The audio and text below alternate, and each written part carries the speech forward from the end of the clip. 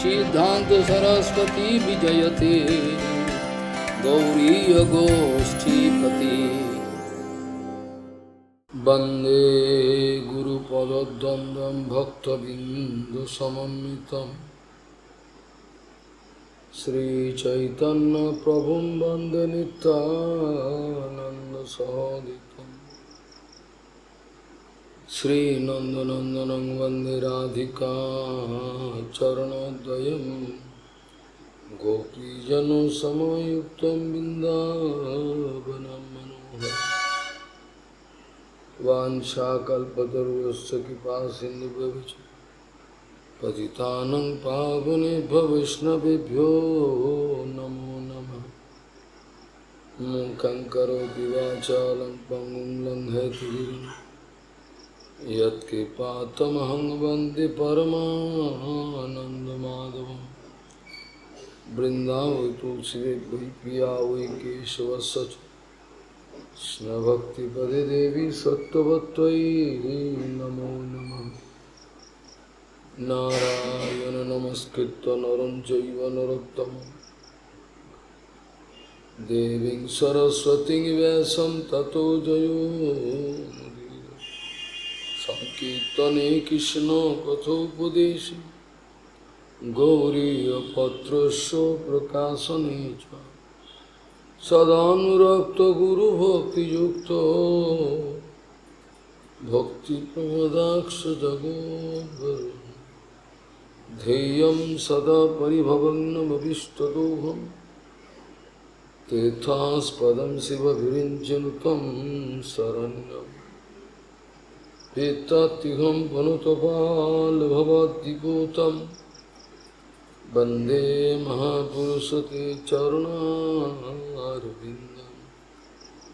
यत्पादपल्लवनखचन्दमनिच्छटाय विस्फुरिजित किमपि गोपवधू स्वदर्शि पूर्णानुरागरससागरसारमूर्ति साराधिकामयि कदा कृपां करोषि।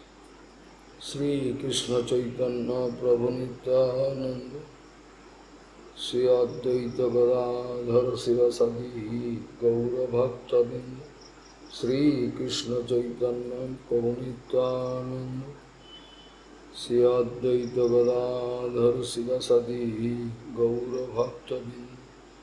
हरे कृष्ण कृष्ण कृष्ण हरे हरे हरे राम राम राम हरे। आजानुलम्बितभुजौ कनकाबुदातु संकीर्तनैकवितरो कमलायताक्षो विश्वाम्बरो द्विजवरो जुगधर्मपालो वन्दे जगत्प्रियकरो करुणावतारो। हरे कृष्ण कृष्ण कृष्ण हरे हरे हरे राम राम राम हरे। नमामि गंगे तव पादपङ्कजं सुरासुरैर्वन्दितो दिव्यरूपम् भुक्तिं च मुक्तिं च ददासि नित्यं भावानुरूपेण सदा नराणां। गंगातरङ्गरमणीयजटाकलापं गौरी निरन्तरविभूषिः त्ववामभागं। नारायणो प्रियमनङ्गमदापहारम् वाराणसीपुरपति भजवीशनाथं।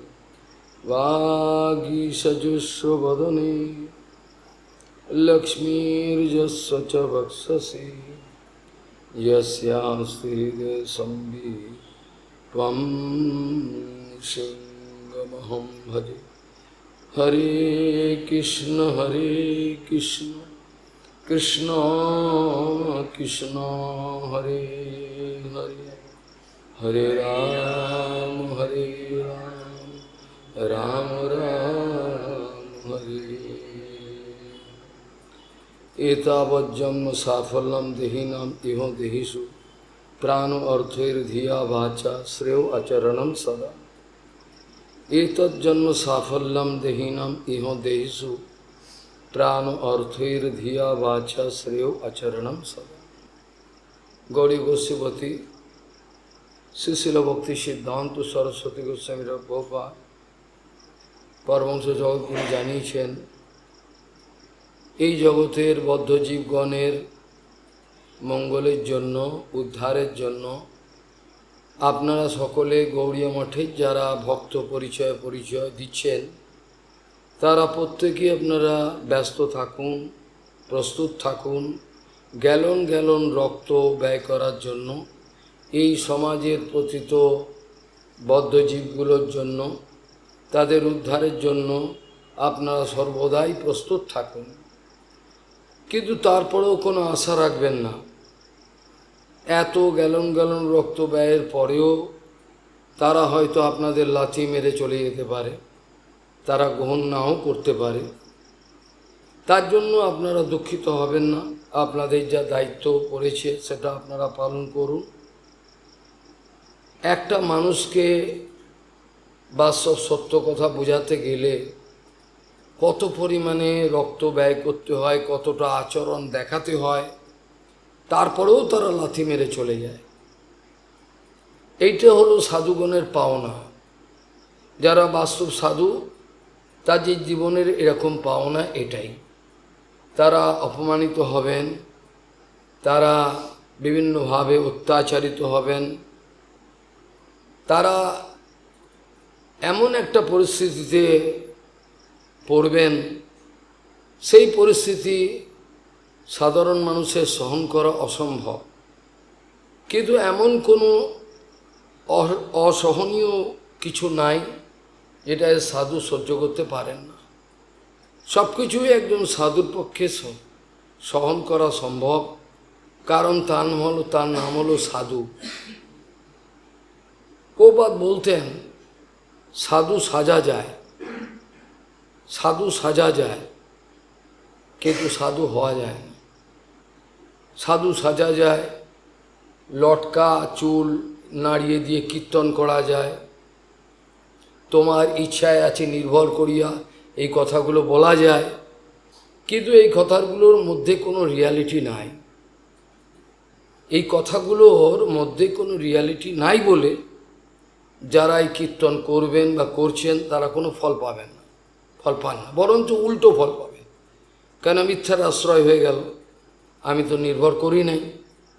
আমি কি সত্যিই নির্ভর করেছি ভগবানের উপর? যেই কথাটা আমি বললাম আমি নির্ভর করতে পারি নাই। তাহলে যে মাপের আমার চরিত্র স্বভাব সে মাপে কথা বলবো, এরপরে বলতে পারবো না, হবে না।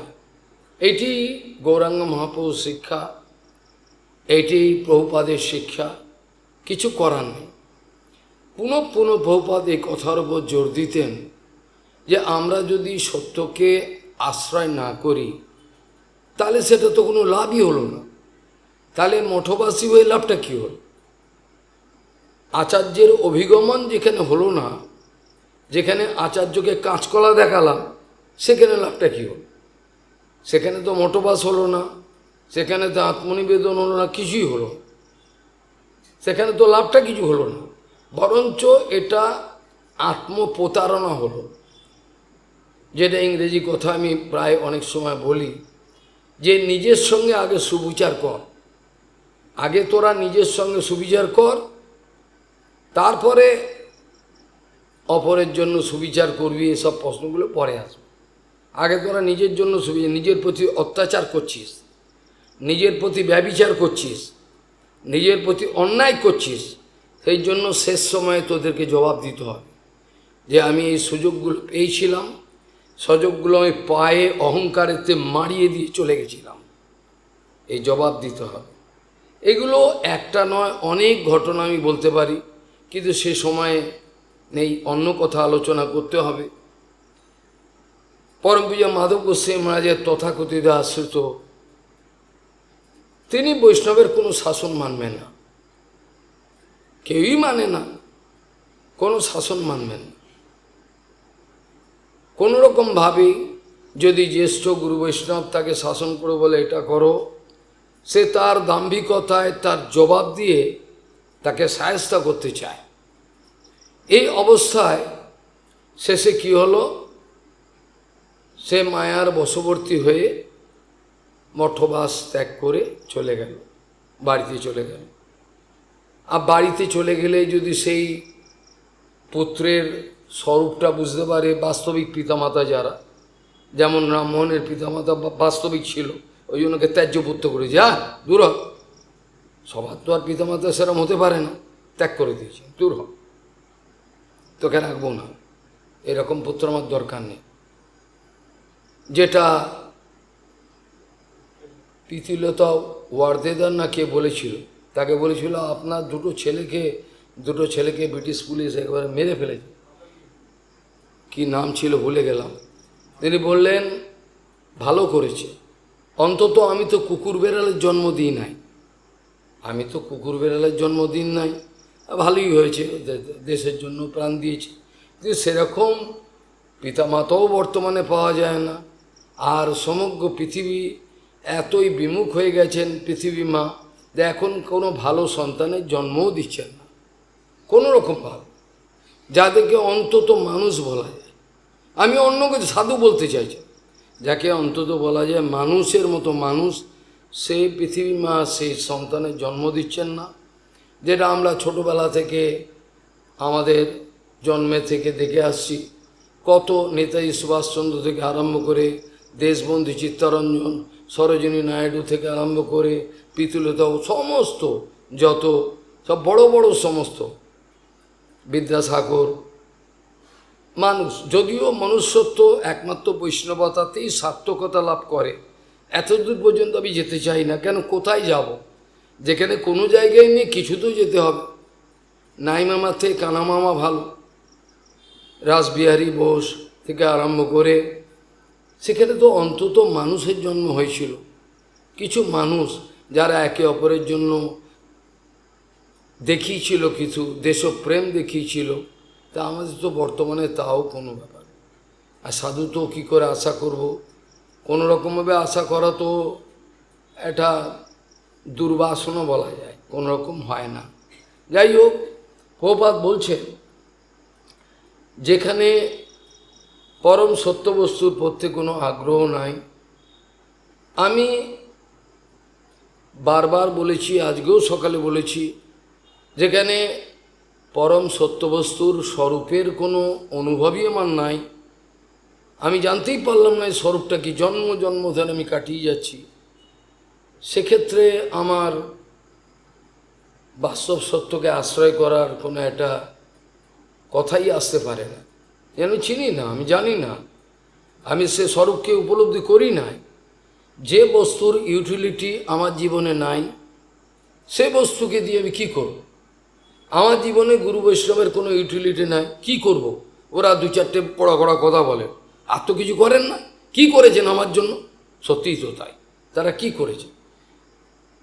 করেছেন আমার জন্য? কিছু করেন নাই, খালি করা কথাই বলেন তারা। কাজে আমার জীবনে গুরু বৈষ্ণবের ইউটিলিটি নাই। আমার জীবনে শাস্ত্র কথা শ্রবণ আদি এসবের অঙ্গেরও যদিও আমি ভগবানের ইচ্ছা পেয়ে থাকি, এর কোনো রকম কোনো ইউটিলিটি আমি খুঁজে পাচ্ছি না। আমি কামি কাঞ্চনের ইউটিলিটি পাই, কিভাবে আমার জীবনকে সিকিওর করব বিভিন্ন রকমভাবে, সেইগুলো সোনা দানা কামিনী কাঞ্চন, এইগুলোর ইউটিলিটি আমি ভালো বুঝি বলেই তো গৌর বৈষ্ণবের সঙ্গে আমি অসহযোগ আন্দোলন শুরু করেছি, প্রতিযোগিতা করতে চাইছি ছেড়ে দিয়ে। লাস্টে এই ধরনের যে বিষয়গুলো আছে, তাদের থেকে পরম সত্যবস্তু বহু বহু দূরে অবস্থিত, এতটাই দূরে অবস্থিত যেটা তারা কোটি কোটি জন্মে সেখানে পৌঁছাতে পারবেন কি না তার কোনো সন্দেহ আছে। কারণ জগদানন্দ পণ্ডিতের একটাই কথা, সরল পরিষ্কার কথা, সরল হইলে গোরার শিক্ষা বুঝিয়া লইবে। পণ্ডিত হইলে গোরার শিক্ষা বুঝিয়া লইবে, এই কথা বলেন নাই। তোমার পাণ্ডিত্য থাকবে, অনেক কিছু তুমি জানো, তবে তুমি গৌরাঙ্গকে এই কথা বলেন।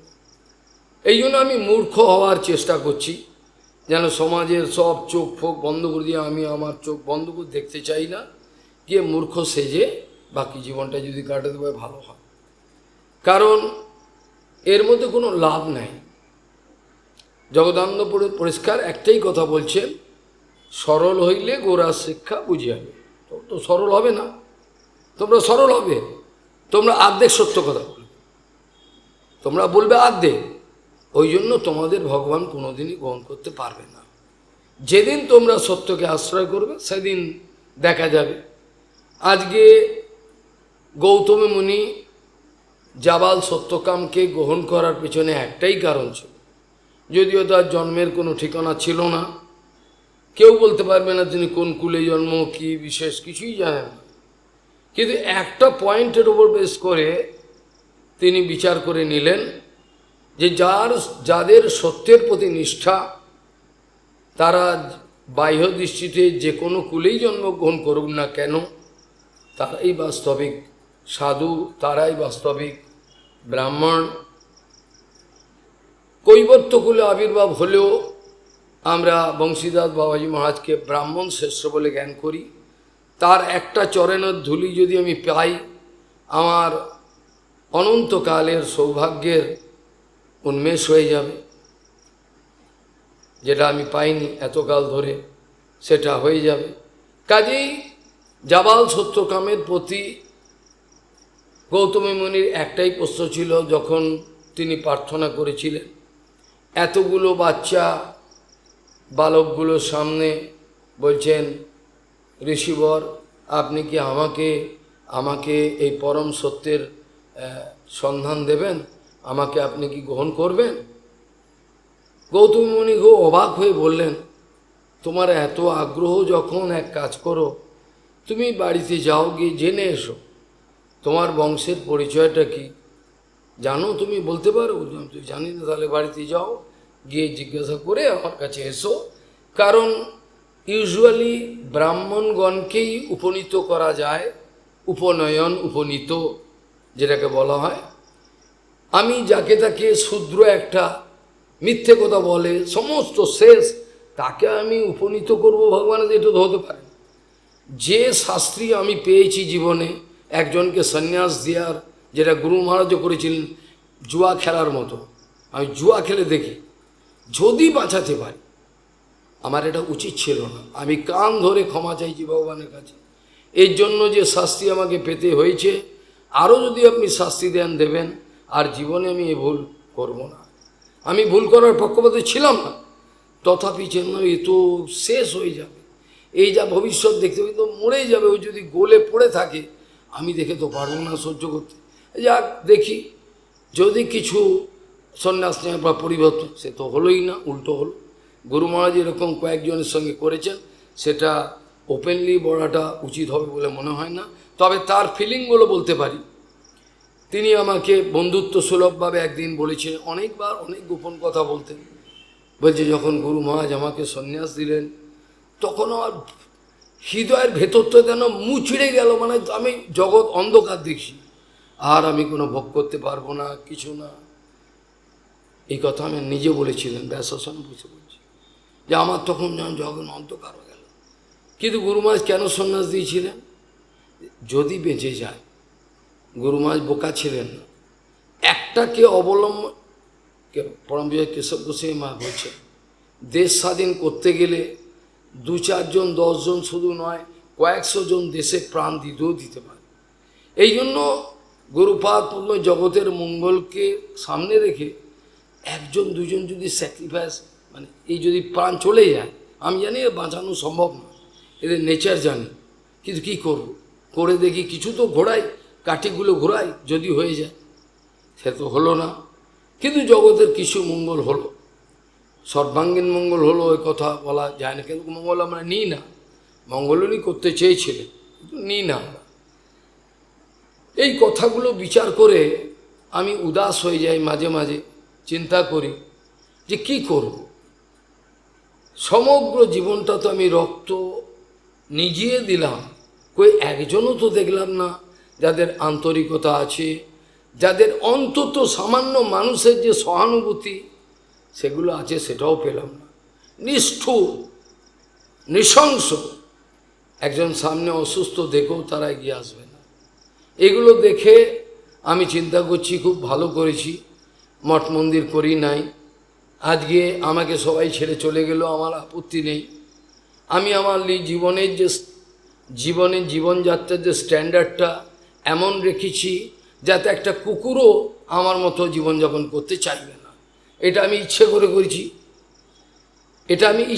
করেছি, কেন করেছি আমি জানি, এতে আমার কোনো রকম ভবিষ্যতে আমাকে চিন্তা করতে হবে না। আমি যা 2-10টা গাড়িও এখানে দাঁড়িয়ে থাকতে পারতো, আমি তা করি নাই। ওরা গাড়ি চড়ুক, আমাকে নিচু দেখুক, আমাকে জঘন্য মনে করুক, এটা আমার ইচ্ছা। এতে আমার সুবিধে আছে, আমাকে ছেড়ে চলে যাবেন, আর তেলে আমি সুযোগ পাব, হরিভজনের একটা সুন্দর একটা সুযোগ পাব। এইভাবে বিচার করে সিম্পল লিভিং এবং হাই থিঙ্কিংয়ের বিচারটাই আমার চিরকাল ধরে নিয়েছি। আমি কোনোদিন বড় হতে চাই না, সমাজের লোক আমার জয়কার দিক সেটাও আমি চাইনি, কোনো কিছু আমার ইচ্ছা নেই। সেই জন্য মনে দুঃখও নয়, ভালোই হলো, কোনো অসুবিধা নয়। সেখানে গৌতম মুনি এর সত্যবাদিতা দেখে নির্ণয় করলেন, ব্রাহ্মণে আর্যব সাক্ষাৎ শূদ্রে অনার্যব লক্ষণম। শূদ্র সবসময় মিথ্যে কথা, আর যদিও সত্য বলে অর্ধেক বল, নিজের দোষটাকে ঢাকবার জন্য। আমরা ছোটোবেলায় ইংরেজিতে পড়েছিলাম, মাস্টারমশাই পড়েছিল, দেখ ইংরেজ লোকরা অনেক খারাপ কাজ করেছে, অত্যাচার করেছে, এরা সাম্রাজ্যবাদী, কিন্তু কতগুলো ভালো জিনিসও তাদের মধ্যে ছিল। বিদ্যাসাগর মহাশয় এই কথাটা বলেছেন, অন্তত এরা অপরের ধর্মকে আক্রমণ সহসা সেরমভাবে করতো না, ইত্যাদি। ভক্তিবিনোদ ঠাকুর অনেক জায়গায় কথা বলেছেন। এখন প্রশ্ন হলো এই যে, যেটা বলতে গিয়ে এই কথা বলছিলাম, যে বিদ্যাসাগর মহাশয় সত্যের আশ্রয় নিয়েছিলেন, জাগতিক সত্য। তিনি সাগর ছিলেন বিদ্যার, কিন্তু নিজেকে উদ্ধার করতে পারেন, ভবসাগর পার হতে পারেন। যেটা বলতে গিয়ে বললাম, গৌতমী মুনি বিচার করলেন যে সত্য হলো ব্রাহ্মণের আশ্রয়, আর কলিকালে একটাই জিনিসের উপর নির্ভর করে পুরো ধর্ম দাঁড়িয়ে রয়েছে, সেটা সত্য। কিন্তু সেটার কিছুই আমাদের নাই। যাজ্ঞবল্ক্য কি বলে, এই যে গৌতমী মুনি এই একটা জিনিস দেখেছিলেন যে অন্তত সত্য কথা বলছে। তা এত বড় সত্য কথা লোকের সামনে বলতে পারলো, নিজে চিন্তা করলো না অপমান অপদস্থ হয়ে যাব, চিন্তা করল। এই লক্ষণটা দেখে বুঝতে পারলেন যে অবশ্যই এ ব্রাহ্মণ ছাড়া কেউ এরকম ধরনের সত্য কথা বলতে পারে না। আর যদি আমি অর্ধেক সত্য কথা বলি, যেটা ইংরেজিতে ভাষা শিক্ষার জন্য কোনো মাস্টার আমরা রাখতে পারতাম না, কেন গরিব অবস্থা ছিল। কিন্তু মাস্টারমশাই একদিন আমাকে জানিয়েছিলেন, দেখ একটা কথা, ইংরেজি শব্দেতে কতগুলো জিনিস আছে খেয়াল করবি, এটাতে ইংরেজি শব্দের যে মর্যাদা এটা জগতের লোক দিয়ে থাকে। কেন বলছে, যখন আমরা বলি মাখন এবং রুটি, এটাকে আমরা আলাদা খাওয়াবো, কেন আমরা গরিব দেশ, মাখন আলাদা রুটি আলাদা। কিন্তু যখন ইংরেজি লিখবি তখন কী বলবি, bread and butter is a good food. বাহ, ভালো কথা তো। বলে ওটা দেখতে দুটো, কিন্তু ওদের মর্যাদায় ওটা হচ্ছে একটা খাওয়া, এটা জেনে রাখবি। আরেকটা কথা জেনে রাখবি, যখনই কোনো কেউ ধরা পড়লো, 3 জন বন্ধু বা 3 জন মিলে কোনো নোংরা কাজ করে ফেলেছে, এত ভালো লেগেছিল আমার, এখনও মনে আছে। এমন ছোটো ছোটো জিনিসগুলো এটা ভক্তিরাজ্যের কতটা উপকার করতে পারে। এরা শোনেনি, কোনো শুনবেও না কোনো দিন, বলছে যখন 3 জন বন্ধু মিলে কোনো নোংরা কাজ করে ফেলব এবং ধরা পড়লে যে প্রথম যে নেতাটা যেটা ধরা পড়ল, সে ধরা পড়ার পরে পুলিশ বা কোনো সমাজের আমাদের কেউ গণ্যমান্য ধরলো, শাস্তি দেবো, বল কী করেছিস, কে করেছিস, বল কে করেছিস। প্রথমেই নিজের নাম বলবে, I myself, he and she, তিনজনে মিলে আমরা করেছি। প্রথমে কিন্তু নিজের নাম বলবো। বাহ, ভালো কথা তো। আর আমাদের এখানে উল্টো, নিজের নাম বলবেন। কেন উনি বললেন করতে হবে না সেটা বলবেন। আর যদি আমি তীর্থগোস্বামী মহারাজের যে ঘটনাটা এখানে যার করাই, তাহলে এটা খাটবে। তীর্থগোস্বামী মহারাজ দেখছেন যে রান্না শুরু হবে মঠের, ওরা বাসন কেউ ধুচ্ছে না, এসে খবর দিল কেউ যাচ্ছে, তোমার গামলার পরে নিচে নেমে এলেন, বাসন মাজবে। এটা আমার সেবা। আমি তো সেবা করবার জন্য এসেছি। মা বাবাকে মেরে তারা কেঁদে মরে শেষ হয়ে গেল, তা আমি এসে এখানে কি করব? এখানে কি আমি জানোয়ার হওয়ার জন্য এলাম?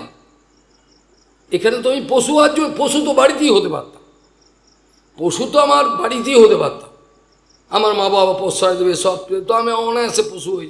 ওটার জন্য তো চেষ্টা করতে হয় না, কোনো ডিগ্রিও লাগে না। এটা কি ডিগ্রি লাগে, এমনি হওয়া যায় পশু। তো আমি যখন এসছি সেবার জীবন, আমি সেবা করব। আমি সেবা করবার জন্য এসছি, অত সেবা করব না, এটা কি করে হতে পারে? সেই জন্য বলছেন জীবন কৃষ্ণ, সেই মাস্টারের নাম ছিল।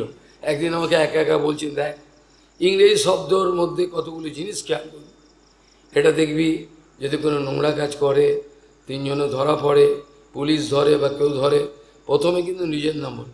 কে করেছিস, তোদের টিমে কে আছে? বলে I myself, he and she, এই তিনজনে মিলে আমরা নোংরা কাজটা করেছি। এবার বলছেন যদি কোনো ভালো কাজ হয়, ধর তিনজনে মিলে বা কয়েকটি টিম 2-4 মিলে ভালো কাজ করেছে, তখন যদি কারোর কাছে কোনো প্রফেসর বা কারোর বড় গণ্যমান্য ব্যক্তিকে বলতে হয়, তখন কি করবে? তখন বলবে নিজের নামটা লাস্টে। বাহ, খুব ভালো কথা তো, ভালো শেখালেন আপনি। নিজের নামটাকে বলবে লাস্টে, নিজের নামকে জাহির করবে না। আর তখন বলবে না কিন্তু আই মাই সেলফ, এটা পরে বলবে। বলে ও করেছে, ও অনেক কিছু করেছে, এও করেছে, আমিও কিছু করেছি। এটা শুনে আমার খুব ভালো লাগলো, যে যাই হোক কত সুন্দর কথা। তাই ভাবছি যে আমাদের দেশেতে পৃথিবীর কথা যদি ছেড়েও, পৃথিবীতেই তো কত ভালো ভালো মানুষ জন্মেছিল, তাদের নাম করলে তো গণনা করা যাবে না। কিন্তু এখন পৃথিবী আর কোনো ভালো সন্তানের জন্ম দিতে চাইছেন না, কি করে দেবে? পরিস্থিতি সেরকম নাই। সেখানে আজকে সকালেও বলছিলাম, দরিদ্র অবস্থা, মেয়ের বিয়ে দিতে, আর আমি তো নিজের জীবনেও এগুলো করেছি, আমার নিজের জীবনেও করেছি। টাকা রোজগার পর কোথাও কাউ বিয়ে হচ্ছে, বিয়ে দিতে পারছে না, কাঁদছে, কোথায় কি চাকরি পাচ্ছে না, সব আমি এগুলো করি। অন্তত আমি চেয়েছিলাম সাধু না হতে পারি, মানুষ হই, অন্তত মানুষ হতে পারি। পূর্বাশ্রম পিতা হয়তো বিরাট সাধু হতে পারেননি, নাম করেছিল, কিন্তু তাকে আমি একটাই কারণে বলেছিলাম তোমার বলার অধিকার নেই, কিন্তু অন্তত সে মানুষের মতো মানুষ ছিল। এটা তো আমার শান্তি, একটা মানুষের মতো। নোংরা কাজ কোনোদিন করেননি, কোনো প্রশ্রয় দেননি আমাদের। এই জন্য তো আজকে ওই সমাজের পরিস্থিতি দেখে ঘৃণা জাগলো। এই সমাজে কি করব? সব তোমার লুটে পুটে সব নিয়ে চলে যাচ্ছে। এই সমাজ সেখানে থেকে কি করব? তাই জন্য পূর্বজন্মের কথা মনে পড়ে গেল, হয়তো কিছু সংস্কারটা, যার জন্য সুবিধে হলো। যেখানে পারস্পরিক সহানুভূতির কোনো প্রশ্ন নাই, প্রভাব সেখানে প্রচণ্ডভাবে দুঃখিত হতেন, তার বক্ষ বিদীর্ণ হতো, একা ঘরে কাঁদতেন প্রভাব, একা ঘরে কাঁদতেন। ছোট ছোট ছেলেপেলে যখন আসতো, তাদের প্রভুপাদ স্নেহ দেখাতেন, কিন্তু সেও স্নেহ দেখাটোটা, সেই স্নেহ দেখানো বিচারটা কিন্তু জড়জগতের পিতামাতার মতো ছিল না, এটা কঠোর নিয়ম ছিল। গুরু বৈষ্ণবের যে বিচারগুলো সাধারণ লোক কেউ বোঝেন না, বুঝতে চানও না, কোনোদিন তারা গ্রহণ করবেন বলে তেও আশা করা যায় না। যাই হোক, এখন প্রশ্ন হলো, আধ্যাত্মিক সত্যকে স্থাপন করার যে প্রচেষ্টা, তার মতো ভয়ঙ্কর ক্রিমিনাল অ্যাক্টিভিটি আর হয় না। এটাকে বলে ক্রাইম, ক্রিমিনাল। আমি অর্ধেক সত্য বললাম। তীর্থ গোস্বামী বলছেন, যদি 11টার সময় বাসনটা মাজে, ও রান্নাটা কখন হবে? কখন হবে? কাজে আমাকেই বাঁচতে হবে। কাজেই মানুষের মতো মানুষ হতে হয় আগে, তারপরে সাধু হওয়া যায়, তা নাহলে বেকার, মিথ্যে। যেটা কালকে আলোচনা প্রসঙ্গে আমি বলছিলাম, সত্যব্রতম সত্য পরমতি সত্যম, সত্যস্য যৌনিম নিহিতঞ্চ সত্যে, সত্যস্য সত্যম ঋতসত্য নিত্যম, সত্যাত্মকম ত্বম শরণম প্রপন্ন। তাহলে সত্যের কতগুলো বিশেষণ দিয়ে তারপর দেবতারা বলছেন, আপনার চরণে আমরা, সেই পরম সত্যের চরণে আমরা শরণাগত হতে চাই। কারণ এছাড়া তো কোনো অল্টারনেটিভ কোনো রাস্তা নেই, এছাড়া তো অল্টারনেটিভ কোনো রাস্তা নেই। যদি থাকতো আমিও চিন্তা করতাম, যদি টাকা বাঁচাতে পারত, যদি আমার ডিগ্রি বাঁচাতে পারত, যদি সমাজের পরিবার পরিজন যদি আমাকে বাঁচাতে পারত, তাহলে আমার তো দরকার পড়তো না। যে বস্তুর ইউটিলিটি বোঝে, সেটা ত্রিবিক্রম মহারাজ বলতেন, শুয়ারে সেনে কসু আর বান্দরে সেনে কলা। যে বস্তুর ইউটিলিটি বোঝে সেই বস্তুর উপরে প্রাণ দেবে। স্বাধীনতা সংগ্রামে বুঝেছিল দেশমাতার প্রতি আমাদের কর্তব্য আছে, দিয়েছিল।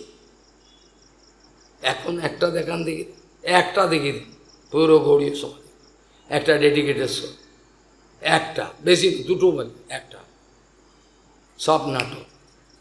ওই জন্য মরছে, মর খোঁয়াড়ে, মায়ার খোঁয়াড়ে পড়ে মর, গর্তে পড়ে মর, প্রাণ দে, আবার জন্মাবি, আবার মরবি, আর মর, যা মর, পরিষ্কার কথা। কিচ্ছু করার, সব চালাকি, কিচ্ছু করার এর মধ্যে। কাজেই সেখানে দেবতারা বলছেন, আপনার নাম হলো সত্যব্রত। যিনি সত্য ব্রততে অবস্থিত তিনি সত্যব্রত।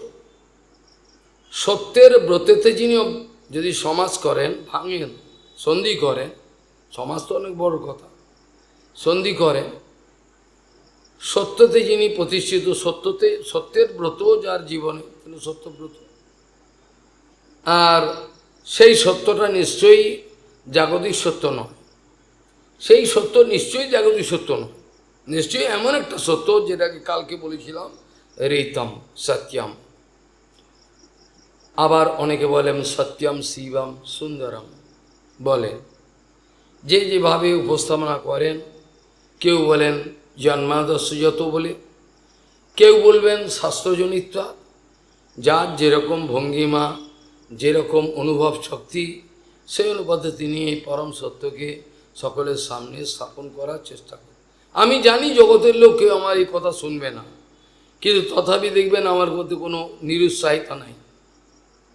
আমি জানি জগতের লোক এই কথাগুলো শুনবে না, তথাপি আমি আমার শেষ নিঃশ্বাস পর্যন্ত এই কথাগুলোই আলোচনা করে যাব। কোনো না কোনো সময়ে কোনো জীবাত্মা বুক ফেটে কান্না আসবে সমাজের পরিস্থিতি দেখে, সে হয়তো চাইবে, তার জন্যই আমার কথাগুলো।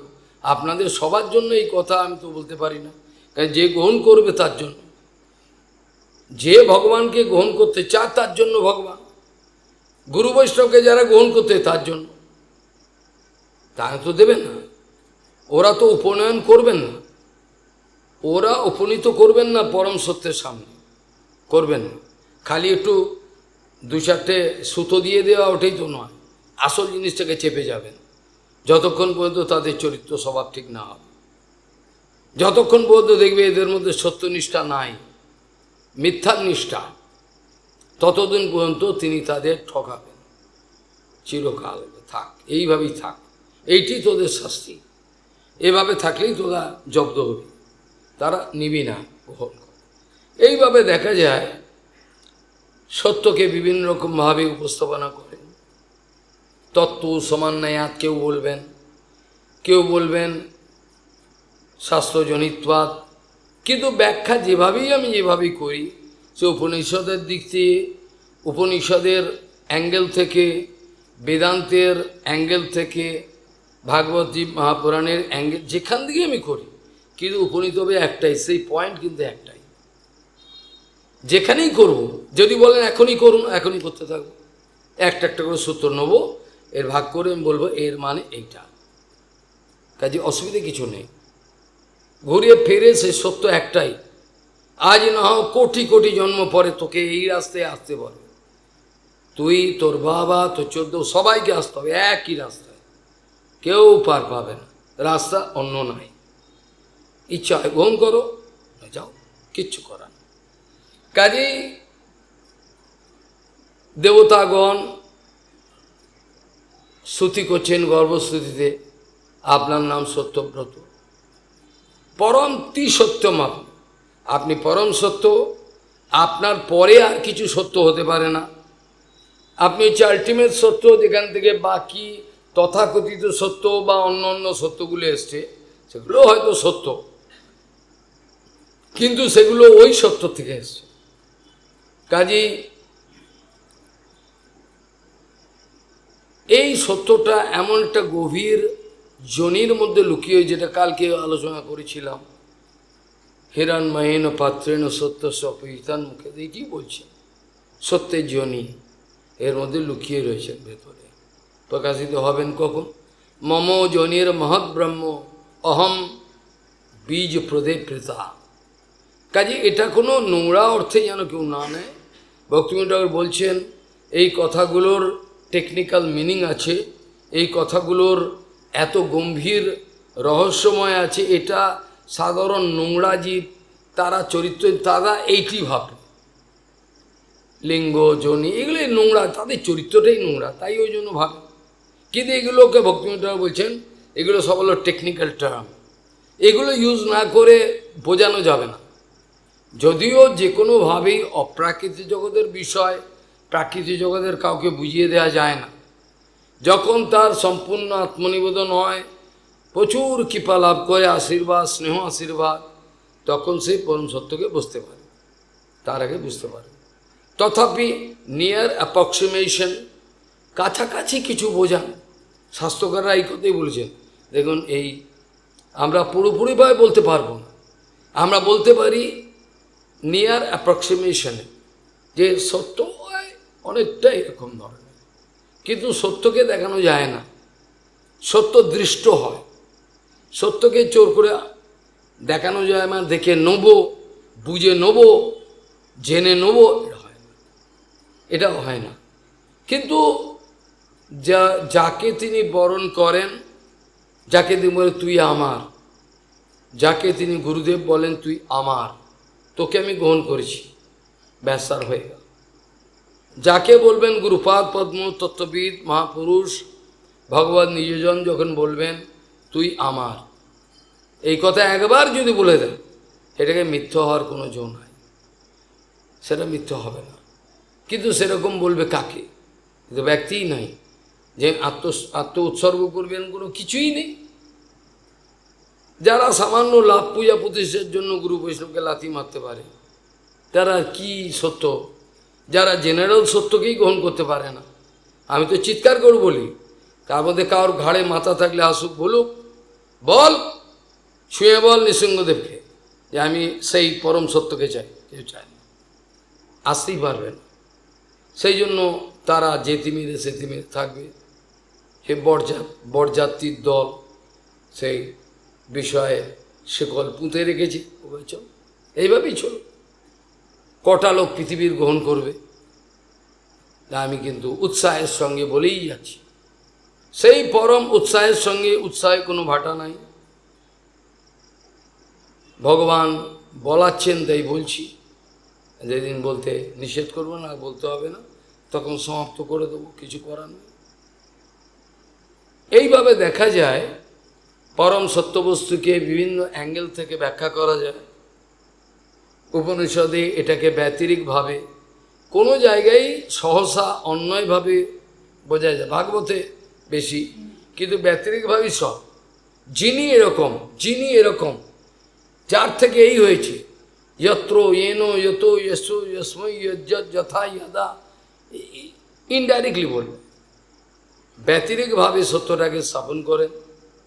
অন্যভাবে হয় যারা সেই অবস্থায় ওঠে, পরম ভক্ত, তোমাকে ছাড়া আমি বাঁচব না, তোমাকে ছাড়া জগন্নাথ আমি বাঁচব না। তুমি কি দিয়ে আমাকে ঠকাতে চাও? টাকা পয়সা কামিনী কাঞ্জন দিয়ে ঠকাতে চাও? পারবে না। আমি কিছুই নেব না, তুমি কি দেবে? আমি তো কিছু নেবই না তোমার, তাহলে তোমাকেই দিতে হবে। তখন জগন্নাথ বুঝতে পারবে, তখন নিজেকে দেবে, তার আগে তো দেবে না। যার অন্ন বস্তুর প্রতি ভরসা, যেটা জগদানন্দ পণ্ডিতের ভাষায় তিনি বলছেন, বৈরাগী হইয়া করে পরপেক্ষা। হ্যাঁ, বৈরাগী হইয়া করে পরপেক্ষা। হ্যাঁ, বস্তু কি সিদ্ধি নহে, কৃষ্ণ করেন উপেক্ষা। কি, হ্যাঁ, যাই হোক, এইভাবে পরম সত্যবস্তুকে গায়ের জোরেও পাওয়া যাবে না, মিথ্যা আচারের দ্বারা, কোনো রকম চালাকির দ্বারা, কোনো রকম গায়েব বলের দ্বারা কেউ যেন চেষ্টা না করেন পরম সত্যকে লাভ করা সম্ভব না। যেটা বলতে গিয়ে বলা হলো, সেই উপনিষদের সমস্ত জায়গায় বিভিন্ন রকমভাবে ব্যতিরিকভাবে সেই সত্যকে স্থাপন করা হয়েছে। যেখানেই পরম সত্য বস্তু সেখানে যেতে বাধা দেবে, সেখানে রাজনীতি হবে, সেখানে নোংরামও শুরু হয়ে যাবে, যেন ওখানে না শুনতে পারে। এটি নিয়ম। ভগবান শুনতে, ভগবানের মায়া এইসব কথা শুনতে দেবেন না, কোনো মতেই শুনতে দেবেন। জাবাল সত্যকামের কথা আছে, তারপর অন্যান্য আরও ঘটনা আছে উপনিষদে বর্ণিত, যেসব বর্ণনার দ্বারা আমরা কিছুটা অনুভব করতে পারি যে পরম সত্যকে পাওয়া কতটা দুরূহ বিষয়। আমরা ছোটোবেলায় যখন বাচ্চা ছিলাম, দিদিমা ঠাকুমার মুখে সেটা মজা করে বলতেন, ভগবান কীরকম জানিস? যে ভগবান বলছেন, যে করে আমার আশ তার করি সর্বনাশ, যে আমার আশা করবে তাকে সর্বনাশ করব, তাতেও যদি সে না মানে তবে হই তার দাসের অনুদাস। জেনে রাখবি। ছোটোবেলায় ঠাকুমার মতো দিদিমা পাড়ার অনেক থাকতো, গল্প শুনতে ভালোবাসতাম। সন্ধে হলেই পড়াশোনা করি, গালি বসে পড়লাম, গল্প বলো, নানা রকম গল্প। সে শুনে এত আনন্দ লাগতো, কিছুই নয়, একটা ইমাজিনেশন। এখনকার বাচ্চারা বড় হয় অন্যরকম ভাবে। এখনকার বাচ্চারা যেটা বড় হয়, সে বড় হওয়াটার মধ্যে বিষাক্রিয়া হয়ে যায়, কিন্তু আমরা যেরকম ভাবে সেটা আলাদা। এর মধ্যে দোল ঝুলন, একটা কল্পনা, একটা ফিলসফি চলছে, কোন কোন পুতুল কুলবো, কোথায় লাগাবো, এই যে এটাতে মনে হয় এগুলো বেকার। বেকার নয়। আমরা ছোটোবেলায় পড়েছি, রবীন্দ্রনাথ ঠাকুর যখন বাচ্চা ছিলেন ছোট, তখন বাবা দেবেন্দ্রনাথ বোলপুরে নিয়ে গেছেন, তুই খেলা কর, আর উনি একটা কাঁচের ঘরে বসে ব্রহ্মর উপাসনা করতেন। যাই হোক, তার কথা তিনি করতেন, সেসব আমার আলোচনার বিষয় নয়। কিন্তু তিনি লিখছেন, আমি ওই বোলপুরের অপূর্ব মাটিতে কোথায় একটা রঙিন পাথর পেলাম নীল রঙের, কোথায় একটা অপূর্ব চারা পেলাম গাছের, কোথায় অদ্ভুত একটা কিছু দেখলাম, সব এসে এসে কুড়িয়ে নিয়ে এসে যখন তার কাছে বলতাম, তিনি আমাদেরকে উৎসাহ দিতেন, বাহ খুব সুন্দর জিনিস পেয়েছ। আর বাচ্চাটাকে যদি ওটা নিয়ে দূর করে ফেলে দিত, তাহলে বাচ্চাটা হৃদয় ভেঙে যাবে। এইভাবে উৎসাহ দিয়ে দিয়ে ধীরে ধীরে জানবার অনেক আগ্রহ, যেটা নিউটন বলেছেন যে আমি কি জানতে পারলাম, আমি তো কিছুই জানতে পারলাম না। এই জ্ঞানের জড়সাগরটাকেই যদি জ্ঞানের অনন্ত সাগর, এই জড়সাগর, তাহলে অপ্রাকৃত সাগরটা কীরকম হয়? জড়জগতের যে সাগরটা জ্ঞানের সাগর, এটাই অথই অনন্ত, এর কোনো শেষ নেই। বিশেষ করে বর্তমান অ্যাডভান্স যুগে আমি যখন এই সব বৈজ্ঞানিকদের সঙ্গে কিছুটা জড়িত ছিলাম, যদিও অপদার্থ, এখানে জানতে পারতাম আস্তে আস্তে একটা একটা ব্রাঞ্চের ওপর স্টাডি করছিলেন, তার উপর 10টা ব্রাঞ্চ খুলে গেল। এই অ্যাঙ্গেল থেকে এটাকে করছে, একটা সাবজেক্ট ম্যাটারের উপর এত ব্রাঞ্চ, একটা সামান্য বিষয়, আমার বিচারে সামান্য বিষয় যদি হয়, ওর উপরে একটা একটা ব্রাঞ্চ খুলে যাচ্ছে, এর উপরে ডক্টরেট করছে, ওর উপরে বিষয়বস্তুটা একই কিন্তু বিভিন্ন ব্রাঞ্চ খুলে যাচ্ছে। সাগর। নিউটন বলতেন আমি এই অথই জ্ঞান সাগরের তীরে দাঁড়িয়ে আমি কিছু পাথর খণ্ড, উপল খণ্ড আমি সংগ্রহ করলাম, আমি কিছুই জানতে পারলাম, আমি কিছুই জানতে পারলাম না। এই জ্ঞান সাগরের তীরে দাঁড়িয়ে দু চারটে পাথর মাত্র সংগ্রহ করলাম, কিছুই জানতে পারলাম। আইনস্টাইন তা বলেছেন, আমি ভগবানের ইচ্ছা কি জানতে চেয়েছেন, এটা আমার দুঃসাহস। অ্যান্ড বাকি যেগুলো আর জানা হলো না, রহস্যময় রয়ে গেল।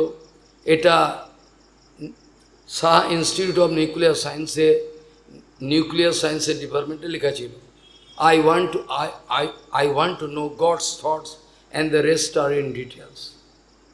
আইনস্টাইনের ছবি দিয়ে টাঙানো ছিল। আমি জানতে চেয়েছিলাম, কি জানতে পারলাম? কিছু জানতে পারলাম। সামান্য বিদ্যা লাভ করে এত দম্ভ চলে আসে আমাদের, সামান্য এই বিদ্যার বলে আমি নিজেকে বিরাট মনে করি। আমার গুরুপাদ তো মুখ্য, তিনি তো আর আমার মতো বিদ্যান নয়, কাজে আমি তার থেকে নিশ্চয়ই বড় আসন নেব, আজকে না হলেও কালকে, এখনই থাকুক, কোনো ব্যাপার নেই। এইভাবে দেখা যায় আমরা চিরকাল পরম সত্যবস্তু থেকে বঞ্চিত হয়ে আছি এবং থাকবো বলেই সংকল্প করে নিয়েছি, কিছু করার নেই। দেবতারা যেটা বলছেন, সত্যস্য জনিম নিহিতঞ্চ সত্যে, এই সত্যটাকে এমনভাবে গোপনভাবে লুক্কায়িত রাখা আছে যেটা সাধারণ কেউ জানতে পারবে না। সত্যের সত্য যেগুলোকে জাগতিক সত্য, সেগুলোকে আমি ধরছি না, এগুলো ছেড়েই দিলাম। অপ্রাকৃত জগতের যেগুলোকে সত্য সত্য সত্য সত্য বলে স্থাপন করা হচ্ছে, ভালো করে খেয়াল করুন, আমি কোনো জাগতিক সত্যের কথা বলছি না। যারা জাগতিক সত্যটাকেই গ্রহণ করতে পারে না, যারা জাগতিক প্রতিষ্ঠার জন্য মিথ্যে কথা বলে, একটা কার্টুন লিখলে ভালো হয় যে দুর্যোধন আর শকুনি মামা দুজনে মিলে কিভাবে বাণীকে বিক্রি করছে, এটা শোনো ভালো হয়, খুব সুন্দর একটা কার্টুন। শকুনি মামা আর দুর্যোধন, কি করে একটা লোক মিথ্যে কথা বলতে পারে, তাও আর রিপোর্টারকে ডেকে, হ্যাঁ, মিডিয়াম্যানকে ডেকে তাদের সামনে, যেখানে আমি যে বেঁচে রয়েছি এখনো, আমার সামনে এসে দাঁড়াতে পারবে না, গুন্ডা নিয়ে দাঁড়াতে পারবে না, কত বড় সাহস! সেই শকুনি মামা আর দুর্যোধন, দুষ্ট, সুন্দর একটা পরিচালনা হলো। সমাজের লোকের কোনো শিক্ষা হবে বলে মনে হয়, সমাজের লোক শিক্ষা নেবেও না, ওরা মরবার জন্যই মন, যেটা নরোত্তম ঠাকুর বলছেন, আশ্রয় লইয়া ভজে তারে কৃষ্ণ নাই। আচ্ছা, কি আশ্রয় নিয়েছ তুমি? সেই গুরুদেবের আশ্রয় নিয়েছো, প্রমাণ করতে পারবে? তোমার ক্ষমতা আছে? বল, পারবে না। তুমি আশ্রয় নেয়নি, কাজে তোমার ফলোয়ার, তুমি, তোমার আত্মীয়, সবাই যেতে হবে জায়গা মতো। আশ্রয় লইয়া বাজে তার কৃষ্ণ। যে পরম সত্যকে আশ্রয় করে, তার ক্ষুদ্র একটা বস্তুর জন্য মিথ্যে কথা বলতে হয় কি? হয়? কখনো হয়? এটা সামান্যর জন্য মিথ্যে কথা বলবো, যেখানে পরম সত্যকে আমি জানবার জন্য বাড়ি ত্যাগ করে এলাম। লক্ষণ দেখলে বোঝা যায় কে হরিভজন করবে, আচার আচরণ দেখে তার বোঝা যায় হরিভজন করবে কে আর কে করবে না, বোঝা যায়, অনায়াসে বোঝা যায়। যাই হোক, এখন দেবতারা বলছেন সত্যস্য জনিম নিহিতঞ্চ সত্যে, সত্যস্য সত্য, সত্যের সত্য, যেটাকে অপ্রাকৃত জগতের সত্য সত্য সত্য বলে স্থাপন করা হয়েছে, সেই সত্যগুলোরও পরম সত্য ছিল, সেটার নাম হলো সেই অদ্বিতীয় পুরুষ, অদ্বয় জ্ঞান তত্ত্ব, যাকে আপনারা জগন্নাথ বলুন বা কৃষ্ণ বলুন, তিনি হচ্ছেন শেষ কথা। এর ওপরে আর কিছু নেই, এর ওপরে কোনো কিছু আর থাকতে পারে।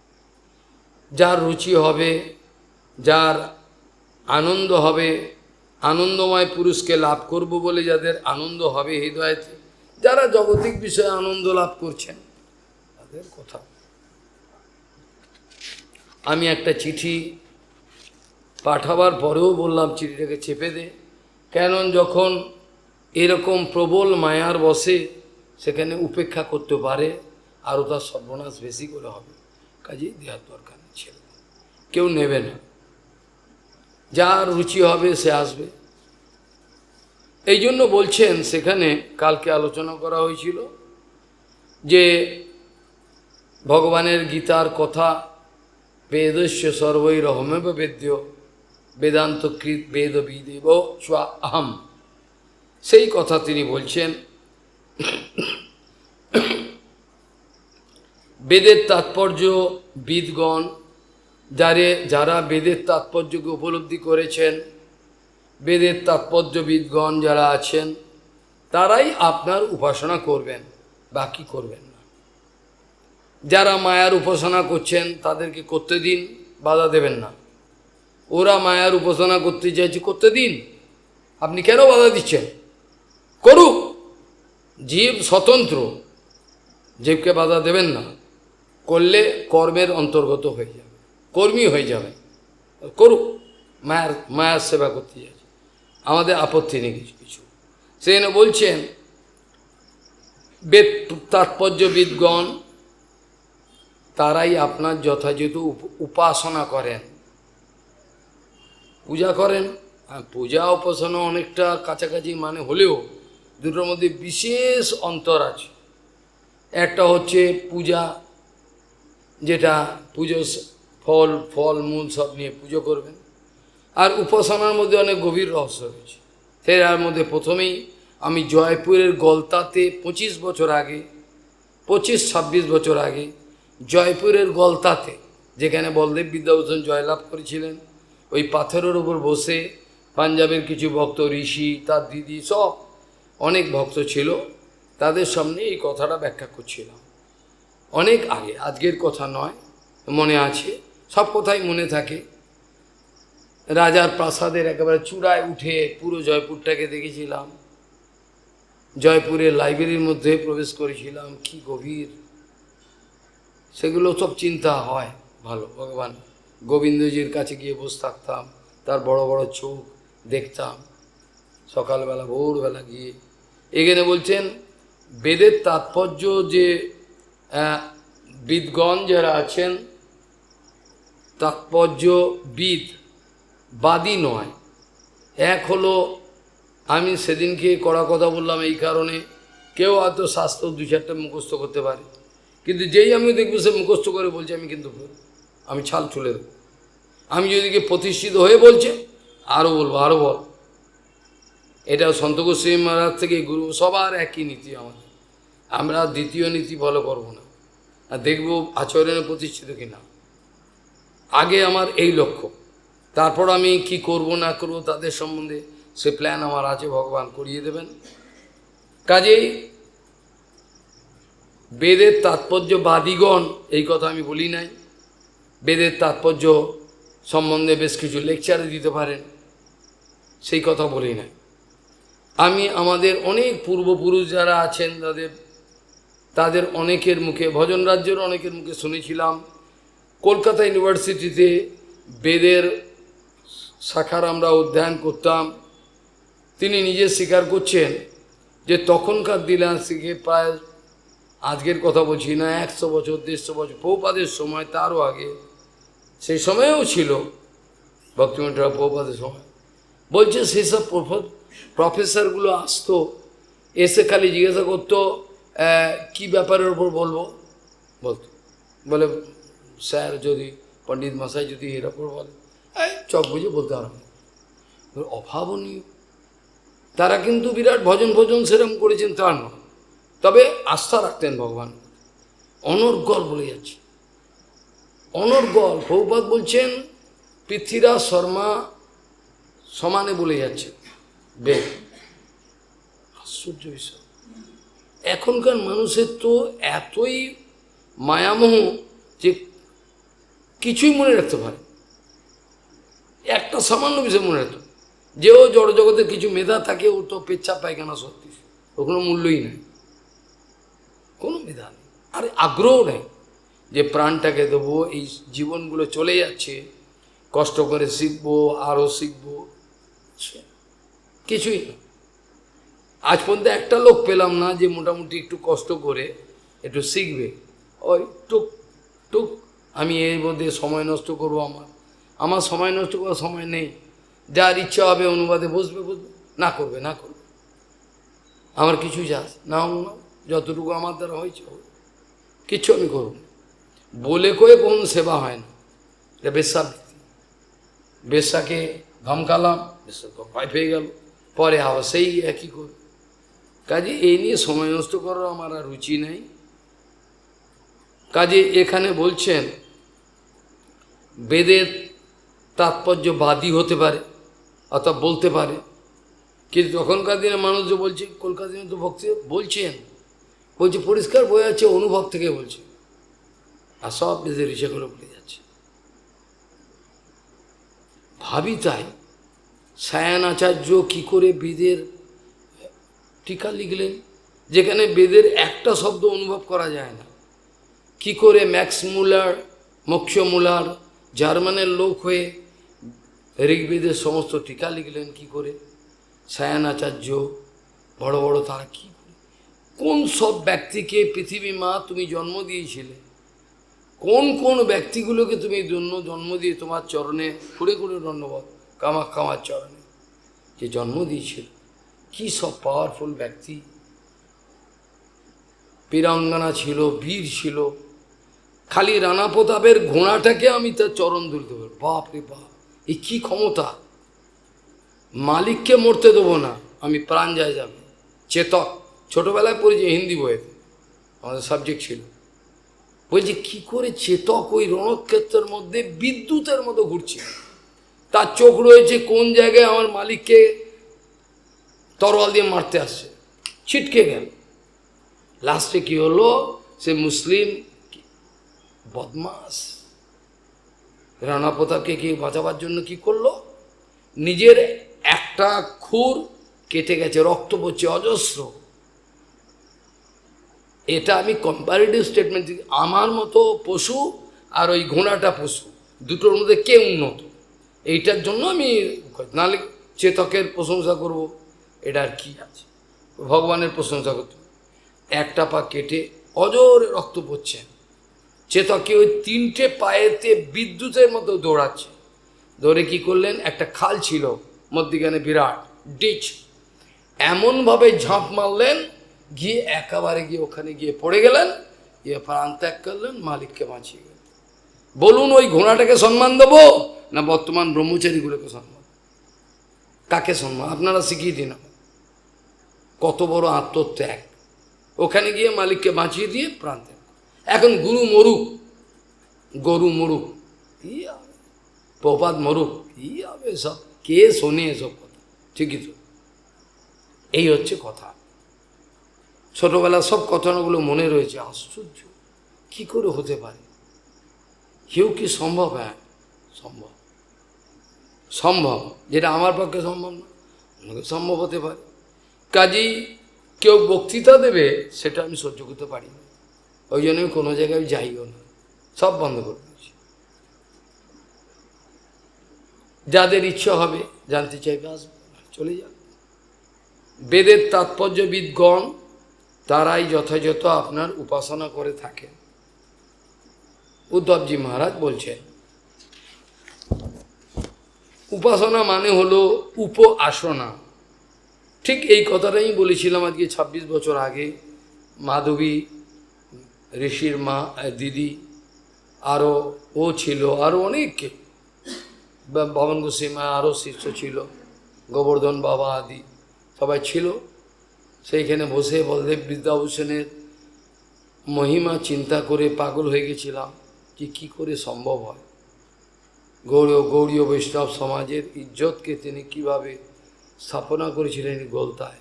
আজ আমরা গৌড়ীয় মঠের ইজ্জতকে বিক্রি করবার জন্য রেজি হয়েছে, বিক্রি করে দিয়েছে সস্তা। এই আমাদের চরিত্র। যা হচ্ছে ভালোর জন্য, যা হয়েছিল ভালোর জন্য, যা হবে তাও ভালোর জন্য। ভগবান তোমার নিশ্চয়ই কোনো উদ্দেশ্য আছে, নাহলে তুমি তো সর্বসমর্থ, তুমি তো ওদের হাতগুলোকে মুচিড়ে ভেঙে দিতে পারো, পাগুলোকে ভেঙে ফেলে রাখতে পারো, নিশ্চয়ই কোনো উদ্দেশ্য আছে। আর তোমার ইচ্ছায় জয়যুক্ত হোক, আমাদের ইচ্ছায় আমরা ভরসা রাখি না। এবার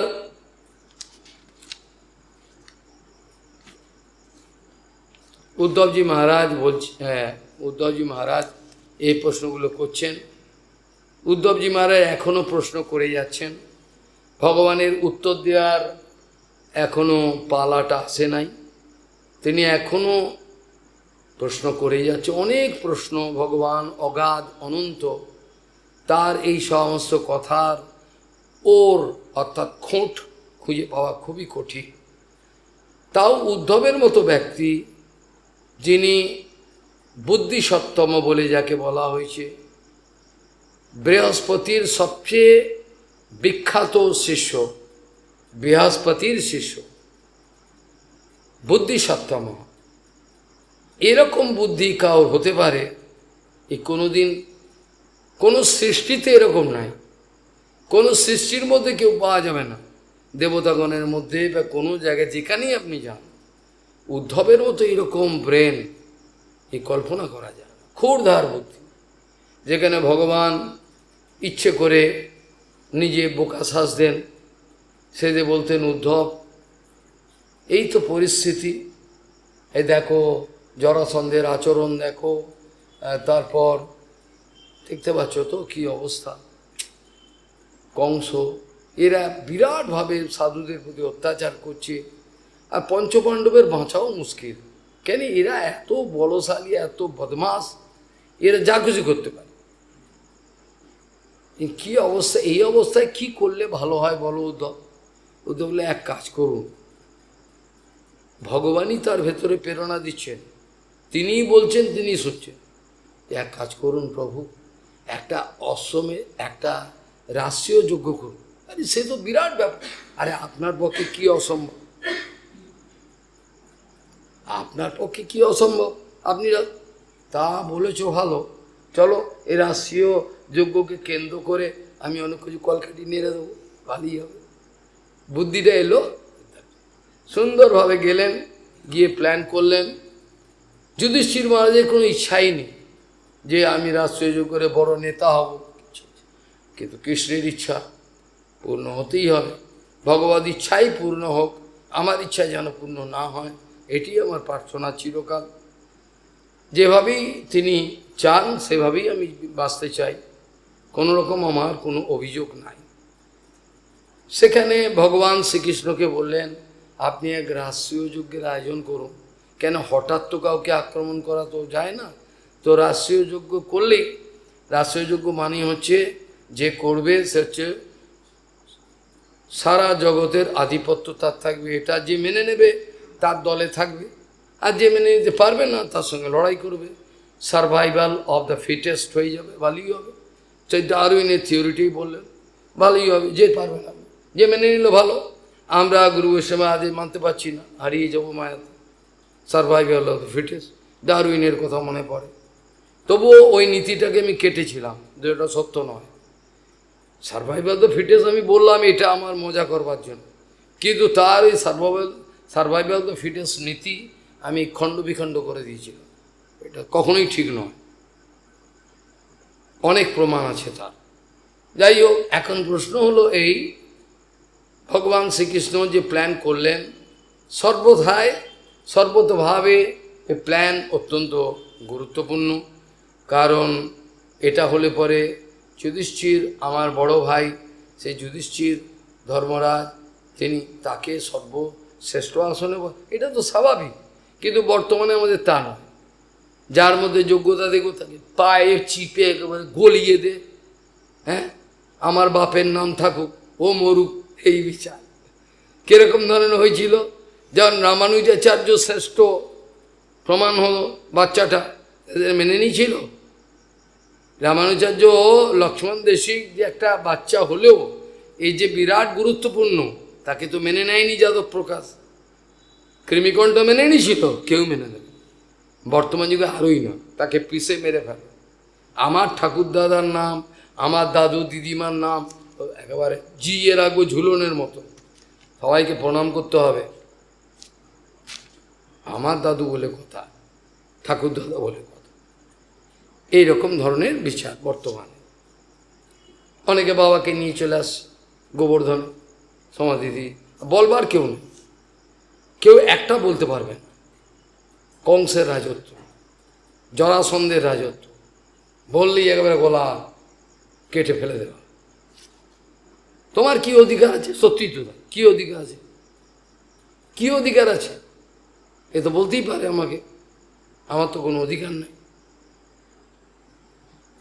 কাজে এখানে বক্তব্য হল এই যে বেদ তাৎপর্যবিদ অনুভব করেছেন, তারাই আপনার কাছে কাছে আসন লাগাতে পারবেন। বাকি ব্যক্তি পেছনে যাও। যেমন স্কুলেতে খারাপ ছেলেগুলো দেখবেন পেছনে বসে, আর মাস্টারমশাই যারা 1 নম্বর ছাত্ররা সামনে বসে। পেছনে থাকলে সুবিধা হয়েছে, গল্প করতে পারবে। আর যদি মেয়ে ছেলে থাকে তো আরও সুবিধা, সুবিধা হয়ে গেল, গার্লফ্রেন্ড হয়ে যাবে। এ নতুন শুনছি, গত 25-30 বছর ধরে, এটা স্বপ্ন মনে হতে আমার, এখন এইগুলোই সত্য। এত বড় তারা জিতেন্দ্রীয় হয়েছে। তাহলে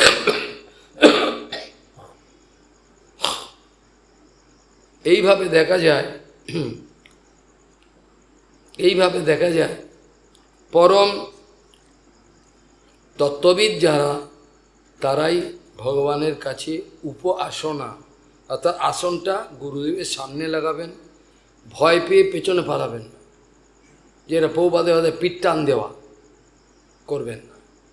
সাহস আছে গুরুদেবের সামনে থাকো, যত দোষ আমার দেখো সব আমার সংশোধন করো, আমাকে নিয়ে চলো সে অনন্তের পথে। কালকে আলোচনা করব এই বিষয়ে। কাজেই দেখা যায় যে আসনা মানে হলো আমি ভগবানের সামনে থাকব, আমি ভগবানকে পিঠ দেখাবো না। আসনা, আমি উপমানের সমীপে আসন লাগাবো চিরকালের জন্য, এটা আমার প্রতিজ্ঞা। আমি ভগবান আপনাকে ফেলে পালাবার পাত্র নয়, আমি গুরু বৈষ্ণব, বিশ্বাস করুন আপনাদের ফেলে রেখে আমি পালাবো না। তার জন্য যদি আপনাদের জন্য প্রাণ দিতে হয়, তা আমি চেতক ঘোড়ার অন্তত চরণের রেণুর অনুসরণ করে সেটি দেবো, বা কুরেশের মতো আমি দিতে পারবো। আমি সেই সাহস নিয়ে নেমেছি হরিভজনে। যেভাবে ছোট বাচ্চা ছেলেটাকে মারবার প্ল্যান করে যখন করেছিল কৃমিকণ্ঠ, তখন কি হয়েছিল? তখন কুরেশ গুরুদেবকে বাঁচিয়ে বলেছেন, আমার নাম হলো রামানুজাচার্য, আমার নাম লক্ষ্মণ দাস, চল। গেছিলেন, এ কী হয়েছিল? চোখ তার উপড়ে নেওয়া হয়েছিল। কি অন্যায়? না, সে সত্যকে স্থাপন করতে চেয়েছিল, সে সত্যকে স্থাপন করতে, এটাই সত্য, তোকে স্বীকার করতে হবে শৈব ধর্ম, তোকে বলতে হবে এটা ঠিক নয়, আমি বলতে পারবো না। সত্যের জন্য আমার প্রাণ উৎসর্গকৃত, আমি প্রাণ দেবো, কিন্তু আমি তাহলে ওকে ধরে নিয়ে আয়, ধরে চোখ উপড়ে ফেলা হলো, রক্তাক্ত শরীর। এ অবস্থায় ধীরে ধীরে তিনি কারো সাহায্য নিয়ে তার গুরুদেবের কাছে ফিরলেন। গুরুদেব তাকে এমন চক্ষু দান করলেন যে চক্ষু কেউ কোনোদিন পায় না। কৃমিকণ্ঠের কি হলো? এমন বিষাক্ত রোগ হলো, ছটপট করতে করতে বিছনায় মারা গেল। ছটপট কৃমিকণ্ঠ সেই জিনিসগুলো যে অত্যাচার করেছিল, এক একটা ঘড়ি, এক একটা ফ্র্যাকশন অফ সেকেন্ড মরে করছে আর ছটপট করছে। এইভাবেই যারা গাদ্দার, বিশ্বাসঘাতক, তাদেরকে ভগবান এইভাবেই শাস্তি দেবেন। যাদের বিছনায় পড়ে চিন্তা করবে, ছটফট করবে, এই অন্যায় আমি করেছিলাম, তার শাস্তি পাচ্ছি। এইভাবে উদ্ধবজি মহারাজের আরও প্রশ্ন, তিনি বলছেন, যেষু যেষু চ ভাবেষু ভক্ত্যা ত্বম পরমর্শয়োঃ উপাসনা প্রপদ্যন্তে সংসিদ্ধিম তদ্বদস্বামী। আপনি দয়া করে সেইটা বলুন, বদস্বামী কি? যেসু ভাবে কোন কোন ভাবকে আশ্রয় করলে তার সঙ্গে ভক্তির আশ্রয়েতে ত্বম আপনি যে পরম বস্তু তাকে উপাসনা করা যেতে পারে, আপনার চরণে পৌঁছানো যেতে পারে, প্রপদ্যন্তে শরণাগতি হয়ে আপনাকে পাওয়া যেতে পারে, আত্মনিবেদন করে, যাতে সংসিদ্ধিম, আমি কোনো সিদ্ধির কথা বলছি না, আমি কোনো সাধারণ সিদ্ধির কথা বলছিলাম, সংসিদ্ধিম, এমন সিদ্ধি তুমি আমায় বলো যে সিদ্ধির পরে আর কোনো সিদ্ধির কথা আর মনে উকি মারতে পারবে না, অরুচি হয়ে যাবে। হ্যাঁ, অরুচি হয়ে যাবে, কোনো রুচি নেই। কি করব এই কামিনী কাঞ্চন দিয়ে, রক্ত মাংসের পুঁজ, দুর্গন্ধ, কি করব, কি কাজে আসবে আমার? লাভ তো কিছু হবে না। এরা বলছেন সংসিদ্ধিম প্রপদ্যন্তে, আমি সেই পরম সিদ্ধির চরণে পৌঁছাতে পারবো। আর সেই বিষয়তে যদি আপনি কিছু বলেন ভালো হয়।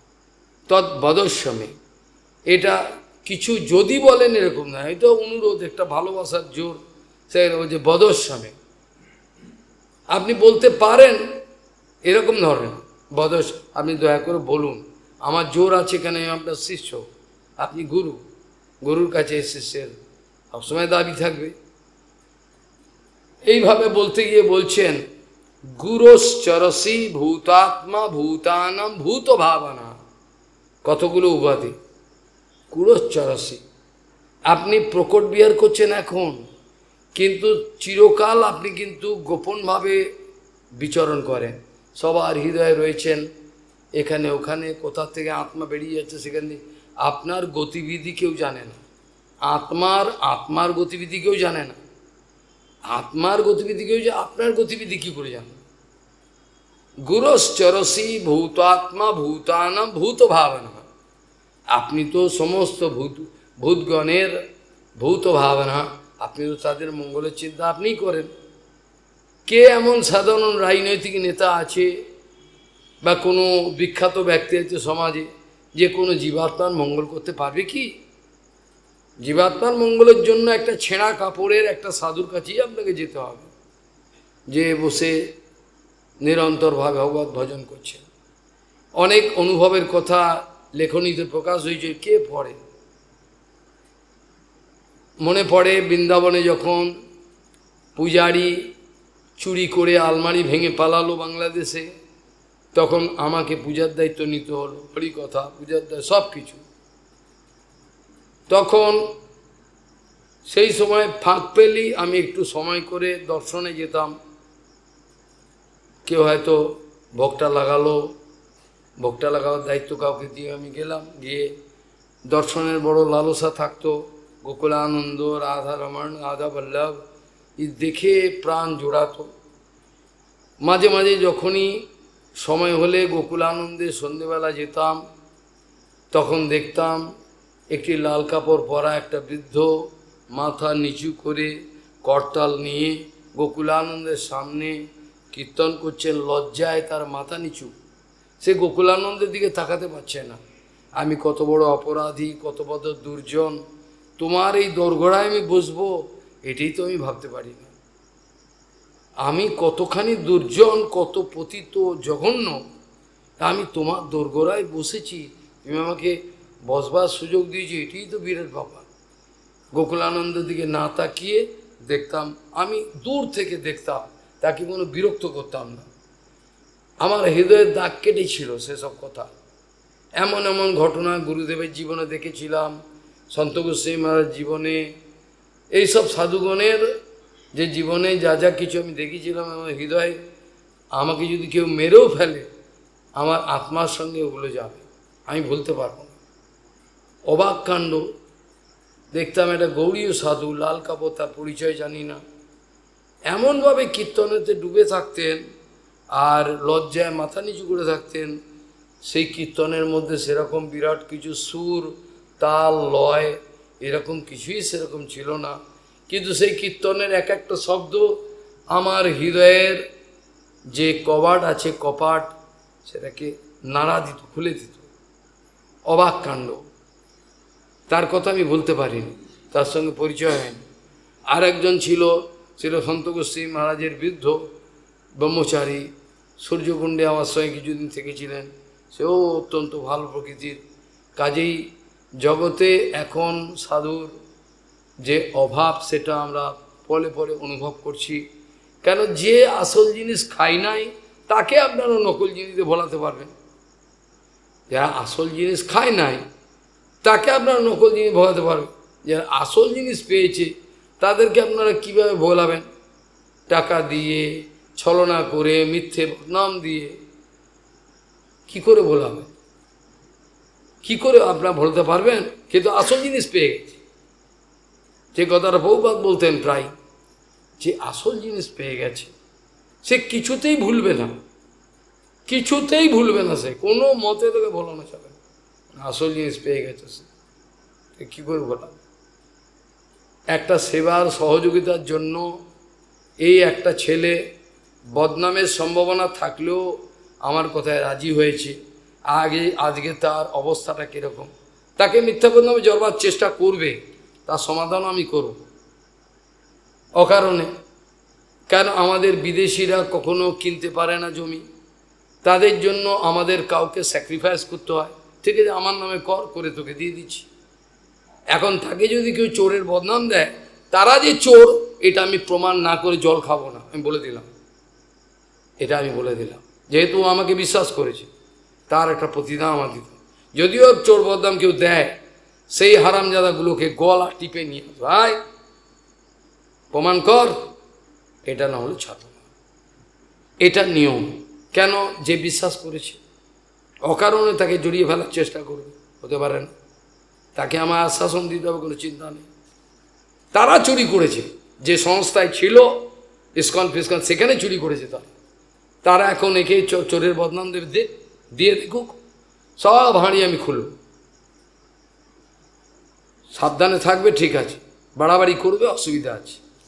কাজেই এখন এখানে আজ এই পর্যন্তই সমাপ্ত থাকা উচিত। গুরুশ্চর আমি ওপেনলি বললাম, এটা যেন সব জায়গায় যায়, এই জন্য ইচ্ছে করে বললাম।